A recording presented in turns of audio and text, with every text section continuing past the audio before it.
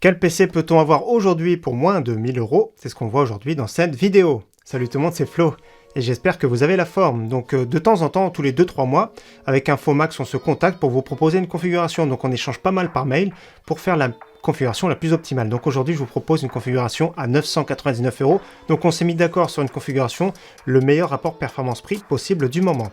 Donc comme vous avez vu, ce petit PC, j'ai juste déballé. D'ailleurs, il était vraiment super bien emballé.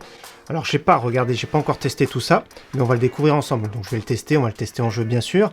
Donc pour 999 €, moi personnellement j'aime bien la configuration. Donc premièrement, on va déballer, on va parler de la configuration, je vais le tester. J'ai même toutes les boîtes ici, je vous spoil pas, mais comme vous avez vu déjà, c'est RTX. Donc d'ailleurs, si vous voulez le lien de ce PC déjà, n'hésitez pas, hein, je le mets en description comme d'habitude, c'est 999 €. La livraison, donc faut compter environ 7-10 jours je pense, parce qu'il y a 5 jours de montage ouvré. Et ensuite, après, il y a l'expédition, donc il faut compter environ, je pense, 7-10 jours. Donc ici, nous avons un PC, bien sûr, qui est monté, qui est garanti de 2 ans avec un SAV français, parce que sur des sites allemands, bien sûr, c'est peut-être plus compliqué le SAV. Et donc, j'ai fait le calcul de toute la configuration. Si vous achetez séparément aujourd'hui, je vais compter 955 €. Donc là, 999 € garanti avec le montage. Je trouve que le prix est vraiment très très bon. Donc voilà, verre trempé, comme d'habitude, du film de chaque côté. Faut faire attention, c'est fragile, donc je mets de côté. Et donc comme on voit, hein, c'est bien protégé, je vais retirer tout ça, tout doucement.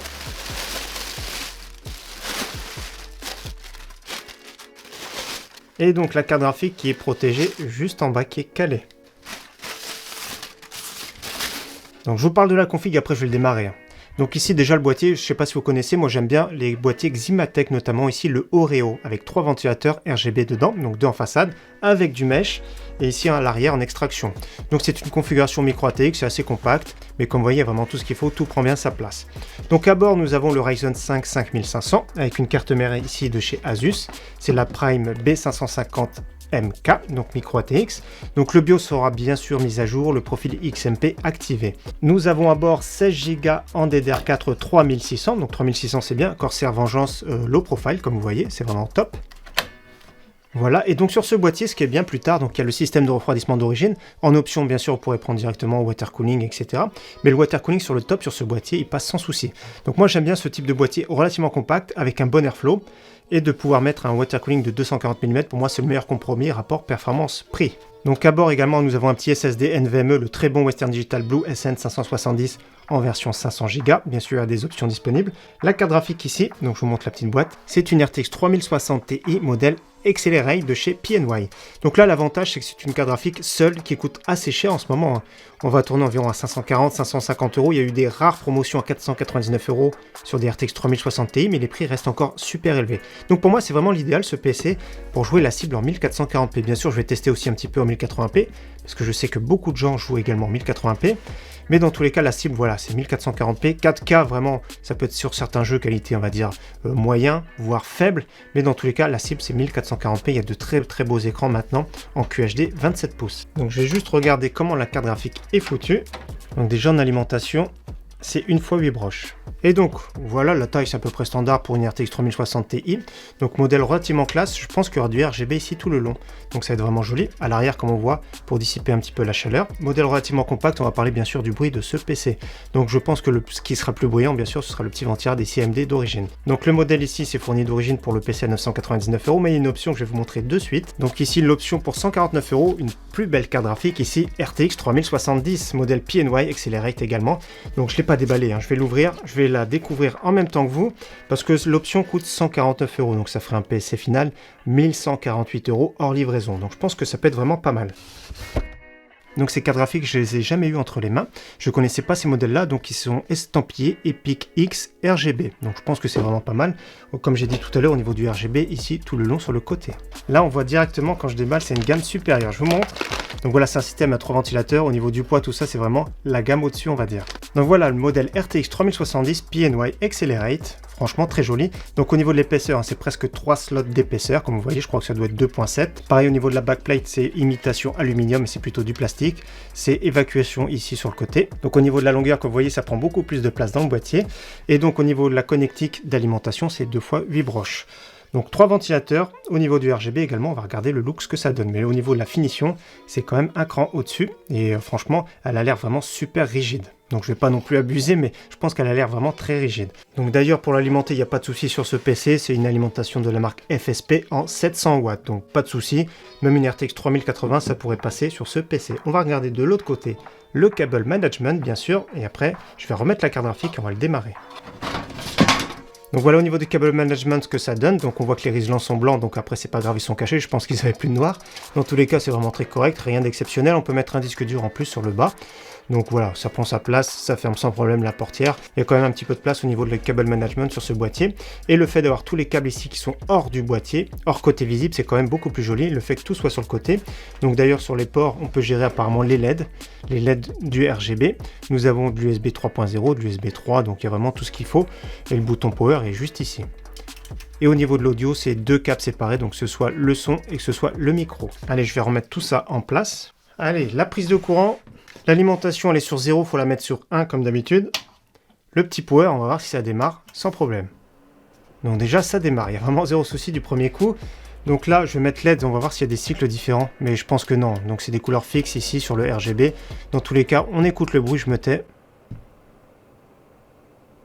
Voilà, c'est relativement correct. On va voir ce que ça donne bien sûr en jeu en accélérant tout ça. C'est vraiment pas mal parce que le mesh, que ce soit en façade, que ce soit sur le top, est vraiment très fin. Donc au niveau de la poussière, ce sera vraiment super correct. Donc déjà au niveau du bruit, au niveau du look, c'est pas mal. Ce que je vais faire maintenant, je vais l'éteindre. Je vais prendre le temps de tester et je reviens tout de suite après ça.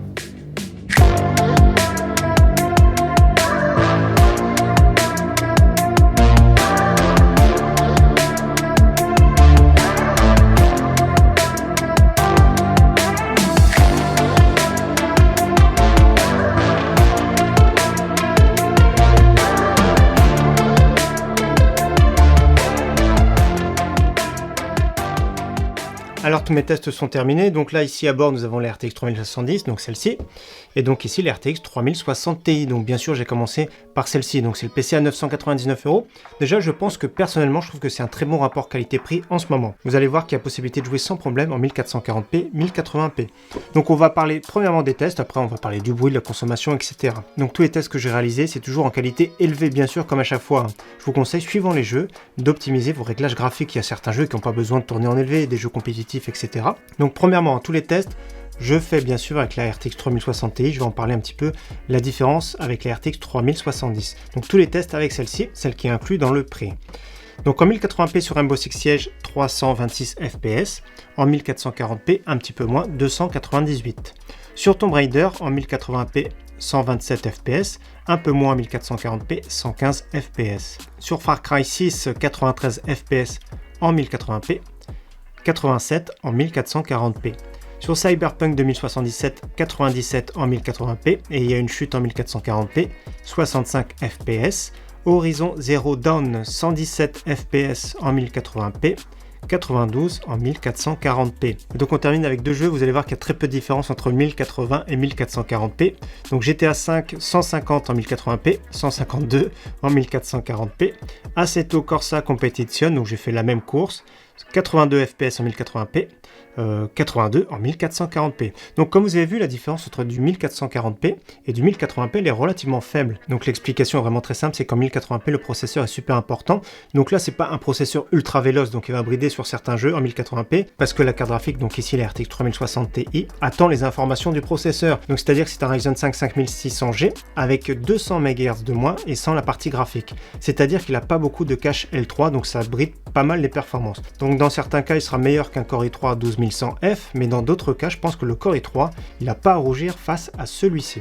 Dans tous les cas ça reste un processeur polyvalent, comme j'ai dit, un Seeker 12 threads. Donc voilà pour l'explication au niveau des différences des performances. Maintenant en utilisant la RTX 3070, donc ce modèle là, donc on va comparer en pourcentage les performances. Déjà sur Rainbow Six Siege on a gagné 6% de performance, donc ça vaut pas le coup vraiment d'upgrader on va dire la carte graphique. Sur Tomb Raider plus 4% de performance, donc voilà c'est très peu. Sur Far Cry 6 plus 7% de performance. Sur Cyberpunk là c'était intéressant, plus 15% de performance. Sur Horizon Zero Dawn plus 11% de performance. Donc en moyenne on va dire on a 7-8% de performance supplémentaire, bien sûr c'est suivant les jeux. Donc je pense que par défaut, le rapport performance-prix est envers la RTX 3060 Ti. Par contre, voilà, au niveau du look, la RTX 3070 est beaucoup mieux, Mais ce qui est bien aussi, c'est au niveau du bruit qui est beaucoup mieux. La RTX 3070, elle est mieux refroidie. Donc on va parler des températures. Les deux sont super corrects, hein. Donc la RTX 3060 Ti 77 degrés, la RTX 3070 74 degrés. Mais la différence, ça va être au niveau du bruit du PC.